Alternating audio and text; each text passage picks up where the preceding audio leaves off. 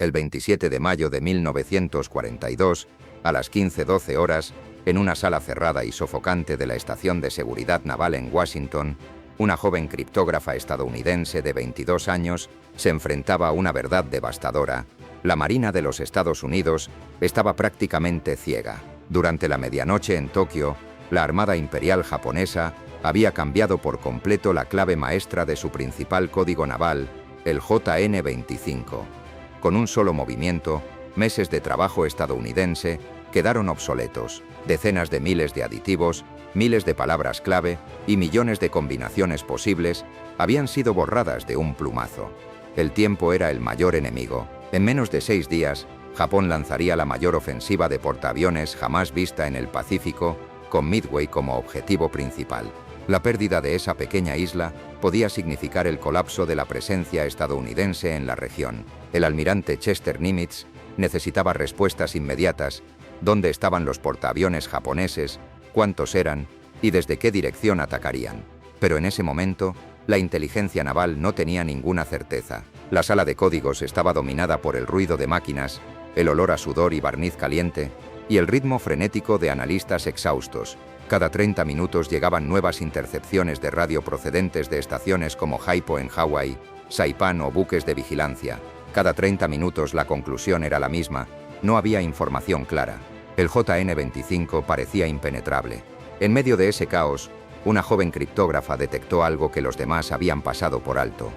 Una pequeña irregularidad en una tira de papel parcialmente quemada, rescatada de un incendio en un basurero a bordo de un barco de piquete. 7 dígitos que el turno nocturno había descartado como ruido sin sentido.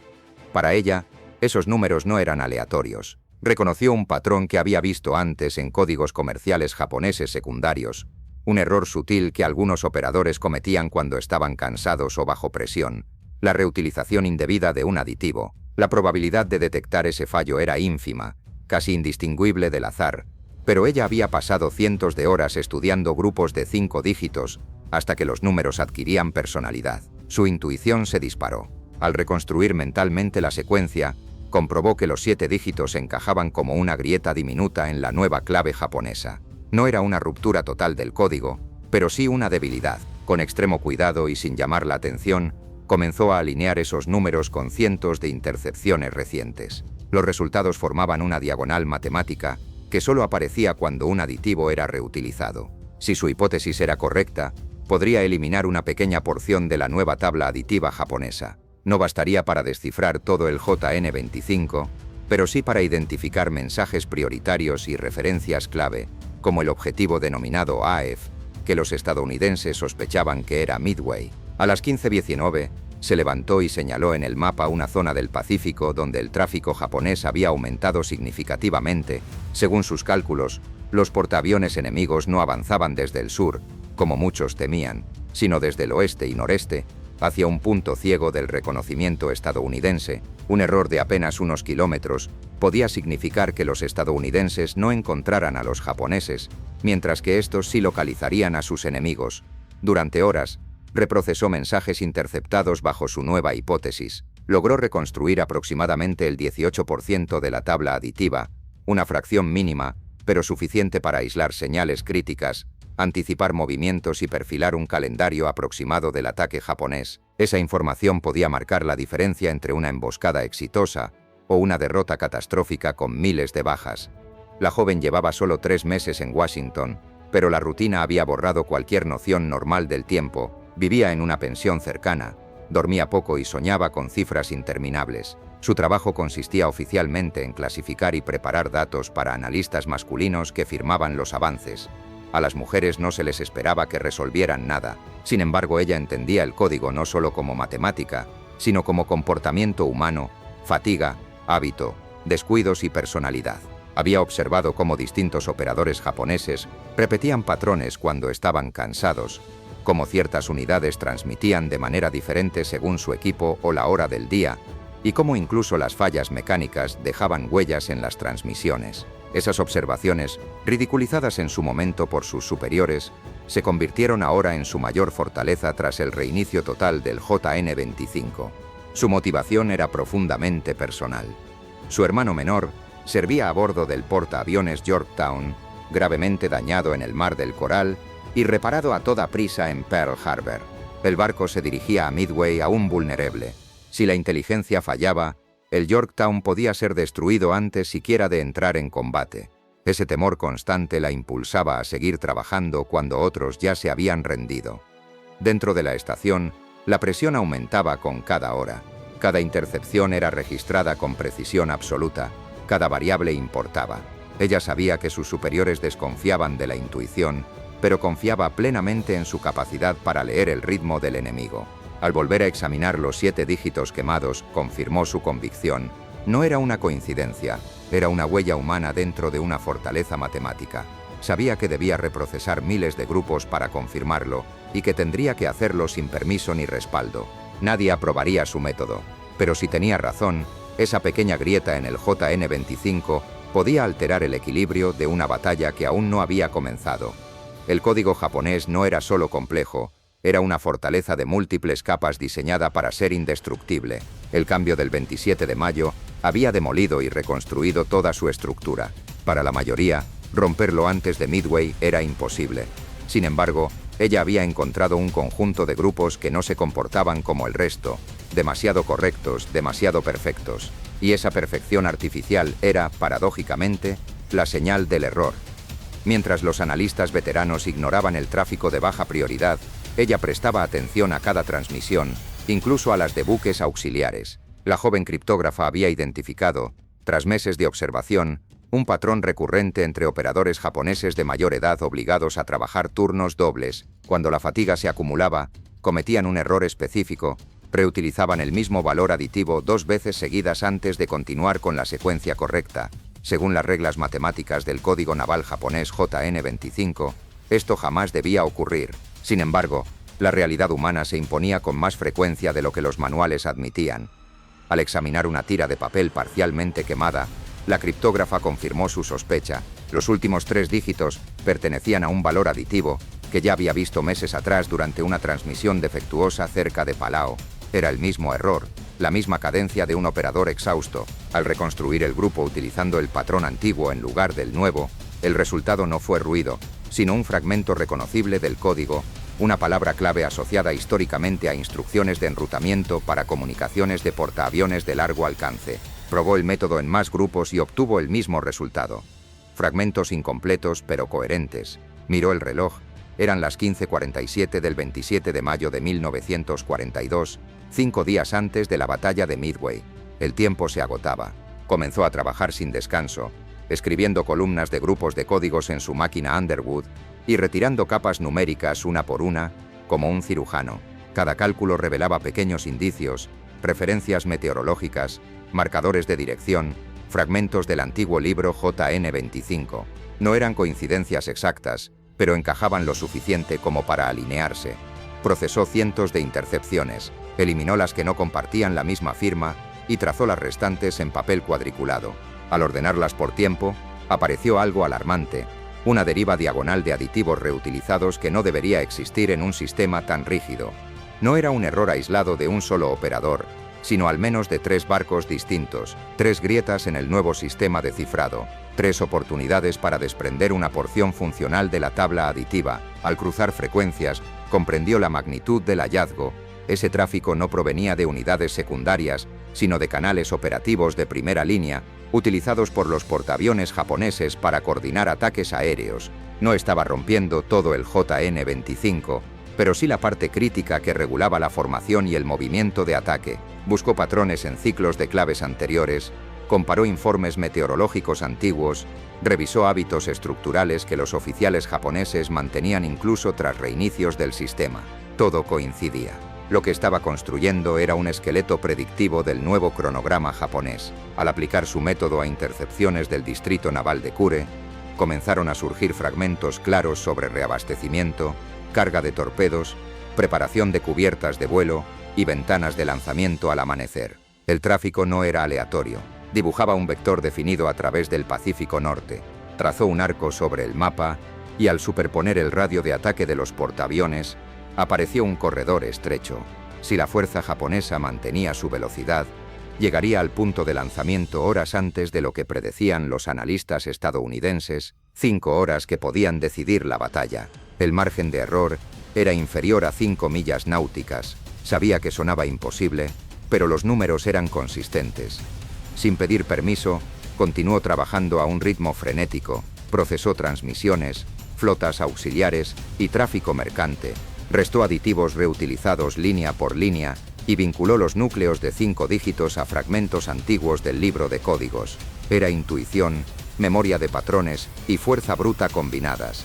Ya no analizaba, competía contra el tiempo. A lo largo de la tarde y la noche, reconstruyó cientos de grupos. Cada coincidencia reforzaba la hipótesis. Identificó huellas de frecuencia y amplitud que le permitían reconocer barcos y operadores específicos. Los mensajes descartados como basura por otros analistas revelaban ahora fragmentos claros de coordinación aérea. Al trazarlos en el mapa, formaban un corredor preciso, no una dispersión aleatoria. Cerca de la medianoche, los informes meteorológicos preconstruidos coincidían con cambios climáticos en torno al paralelo 32, compatibles con una fuerza de portaaviones avanzando hacia el este a 14 o 16 nudos. Todo indicaba que los japoneses no se aproximaban desde múltiples direcciones, sino a través de un único corredor que los estadounidenses no vigilaban. A las 1:50 am, confirmó que al menos 3 operadores habían reutilizado aditivos, lo que le permitió reconstruir aproximadamente el 18% de la nueva tabla aditiva del JN-25. En términos académicos era poco, pero en el Pacífico podía decidir una guerra. Al cruzar los datos, apareció una firma histórica. La primera fuerza de ataque de portaaviones japonesa, la misma que había atacado Pearl Harbor. A las 3:30 am, exhausta, trazó la línea del punto de lanzamiento japonés y la comparó con la posición proyectada de los portaaviones estadounidenses. No coincidían. Si la Marina seguía su información actual, llegaría 4 horas tarde. Japón atacaría primero. Recalculó varias veces. El resultado no cambió. A las 3:49 am, reunió sus gráficos, tablas y mapas y los llevó a la oficina de un analista senior. Esperaba ser rechazada. En cambio, el oficial quedó paralizado al ver la deriva diagonal. Minutos después, otros oficiales confirmaron los cálculos. Ella explicó su método en cuestión de minutos: reutilización de aditivos, huellas de frecuencia, patrones meteorológicos. A las 4:21 am, un oficial concluyó: tenía razón. El informe llegó a Pearl Harbor al amanecer del 28 de mayo. El almirante Chester Nimitz, con pocas horas de sueño y Midway en mente, esperaba otro informe lleno de incertidumbre. En su lugar encontró algo distinto: una reconstrucción real del 18% del nuevo JN-25, una ruta clara, un horario probable de ataque. A medida que leía, su expresión se endurecía. Los cálculos eran precisos, el método sólido, el margen de error mínimo. Al superponer la ruta japonesa con las limitaciones de reabastecimiento y clima, todo encajó. Japón era predecible dentro de ese corredor. Si reposicionaba sus portaaviones apenas unas decenas de millas, podía montar una emboscada. Llamó a la estación Aipo y confirmó la validez de los cálculos. No necesitó más. Horas después, frente a su estado mayor, Nimitz señaló el corredor en el mapa y dijo simplemente: tenemos razones para creer que este es el vector de aproximación japonés. Cuando alguien preguntó quién había producido el análisis, no dio nombres, solo afirmó: es exacto.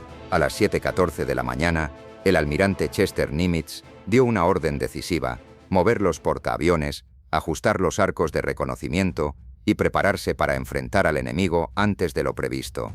No hubo debates ni retrasos. La ventana de oportunidad era mínima y el riesgo enorme. Esa orden recorrió Pearl Harbor con urgencia.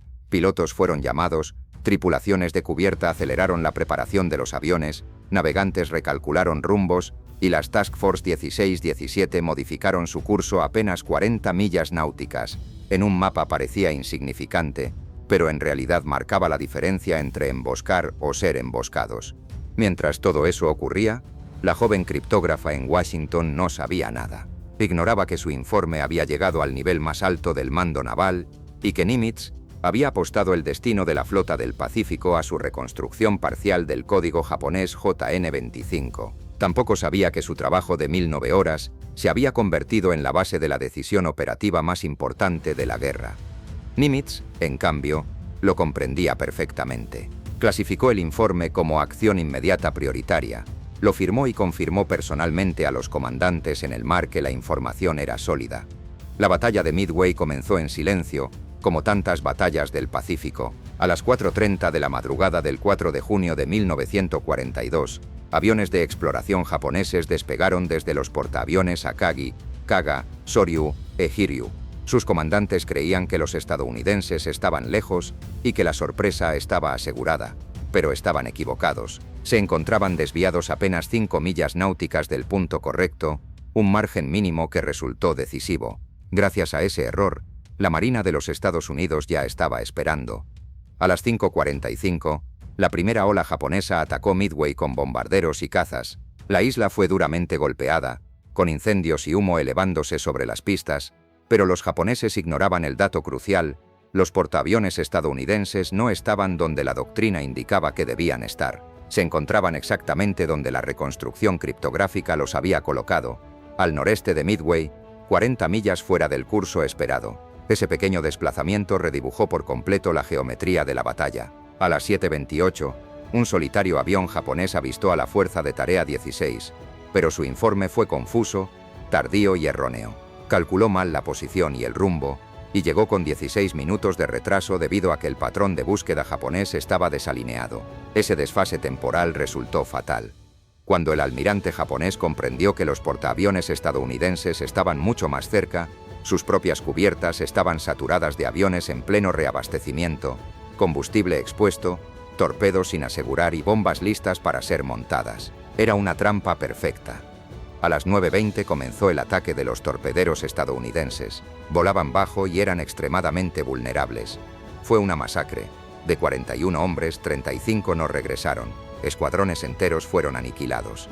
Sin embargo, su sacrificio no fue inútil. Obligaron a los cazas japoneses a descender hasta el nivel del mar, dejando desprotegidos los cielos sobre los portaaviones. Ese instante fue suficiente. A las 10:22 de la mañana, los bombarderos en picado del Enterprise y el Yorktown se lanzaron sobre la flota japonesa. No llegaron por azar ni por suerte, sino porque los portaaviones estadounidenses habían sido colocados exactamente en el punto de intercepción correcto la noche anterior. En menos de 6 minutos, las bombas atravesaron las cubiertas del Kaga, el Soryu y el Akagi. Los hangares, llenos de aviones armados y combustible, se convirtieron en infiernos. El buque insignia japonés ardió con tal violencia que su capitán ordenó abandonarlo. En cuestión de minutos, 3 de los 4 portaaviones japoneses quedaron fuera de combate. El Hiryu lanzó un contraataque al mediodía que golpeó gravemente al Yorktown. El barco quedó destrozado y finalmente se hundió al día siguiente, pero cientos de hombres sobrevivieron. Entre ellos estaba el hermano de la criptógrafa, salvado indirectamente por una decisión que ella había iniciado días antes, en una habitación sofocante de Washington. Al caer la noche del 4 de junio, el Hiryu también fue localizado y destruido. 4 portaaviones japoneses, el núcleo de la fuerza que había atacado Pearl Harbor, habían desaparecido. Japón perdió cerca de 3.000 marineros y de 148 aviones. En solo 6 minutos de bombardeo efectivo, el equilibrio estratégico del Pacífico cambió para siempre. Tras meses de guerra defensiva, Estados Unidos había dado vuelta la balanza. En Washington, la criptógrafa recibió la noticia al día siguiente mediante un informe escueto y codificado. Supo inmediatamente lo que significaba.